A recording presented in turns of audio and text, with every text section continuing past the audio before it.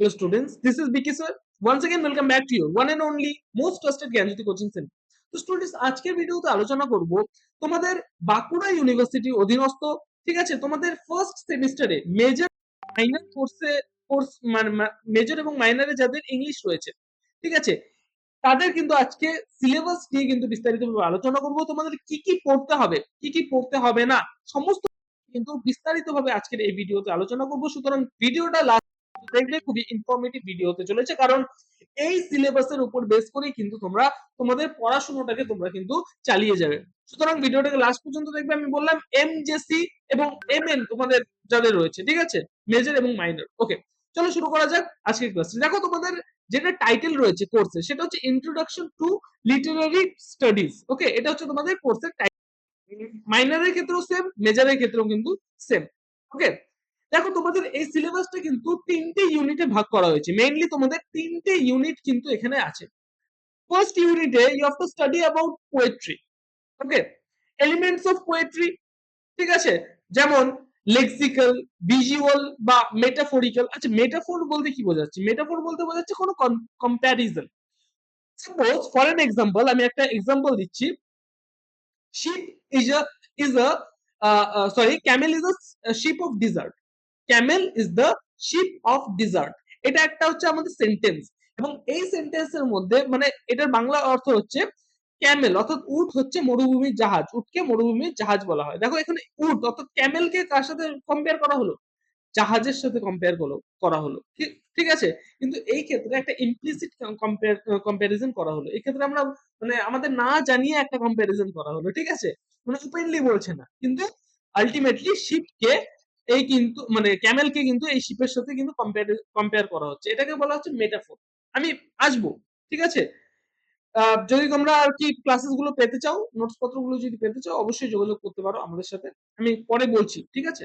চলো, তারপরে যেটা পড়তে হবে সেটা হচ্ছে rhythmic dimensions and various forms of poetry.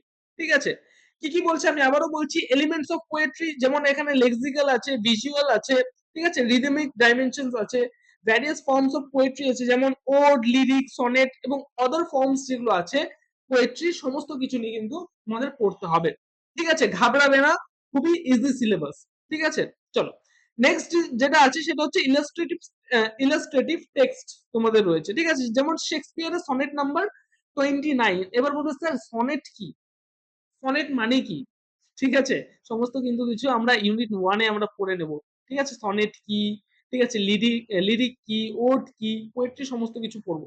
এখানে সনেট নাম্বার 29 তোমাদের আছে শেক্সপিয়ারের। জন ডানের লেখা হচ্ছে সরি এস এক্স আছে তোমাদের, হ্যাঁ। আচ্ছা, জন কিটসের লেখা হচ্ছে ode to a nightingale. Okay, the terror of death, ঠিক আছে, জন কিটসেরই লেখা দ্য টেরর অফ ডেথ। ঠিক আছে, ও to a nightingale.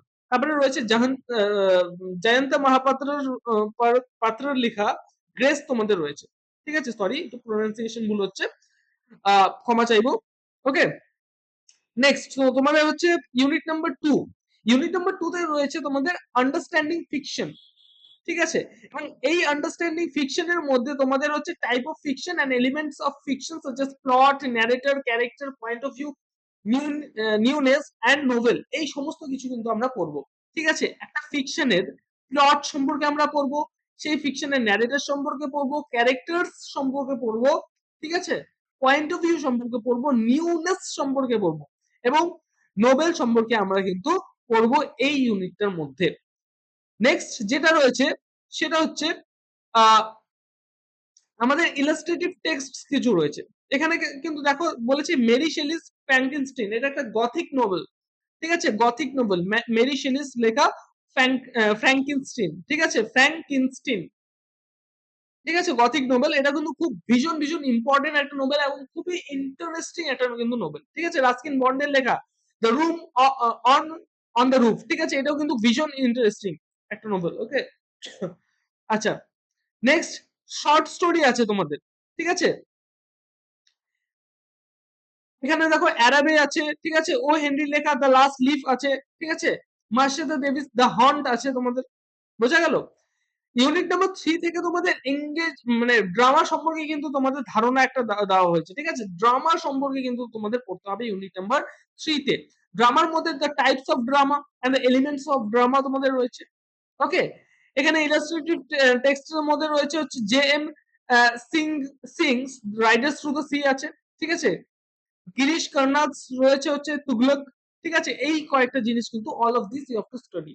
Okay, if you want the notes, if you want our notes provided by Gyanjyoti Coaching Center, then you can simply call us in our Gyanjyoti Coaching Center's official helpline number.